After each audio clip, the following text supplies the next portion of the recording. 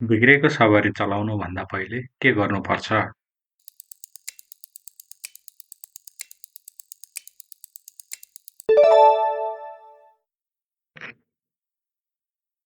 यातायात व्यवस्थापन समितिको अध्यक्ष को हुन्छ?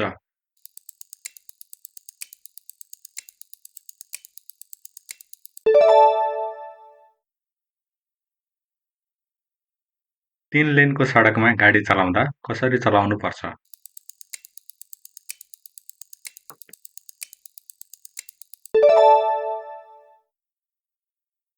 तपाईँले आफ्नो चार पाङ्ग्रे सवारी साधन स्टार्ट गर्दा कसरी गर्नुहुन्छ?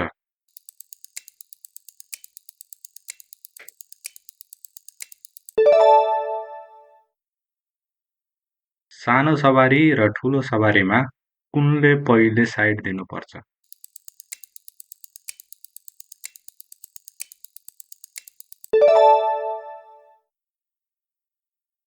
गियर किन परिवर्तन गर्नुपर्छ?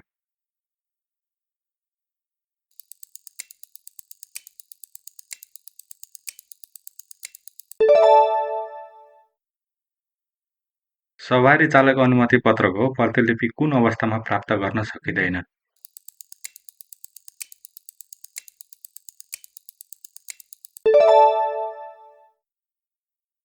गाडी स्टार्ट गरी अगाडि बढाउँदा कुन सिग्नल दिई अगाडि बढाउनु पर्छ?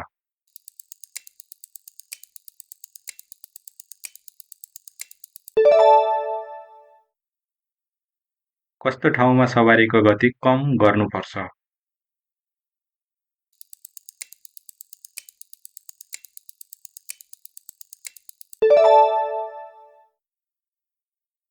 हेभी इक्विपमेन्टमा तलका मध्ये कुन पर्दैन?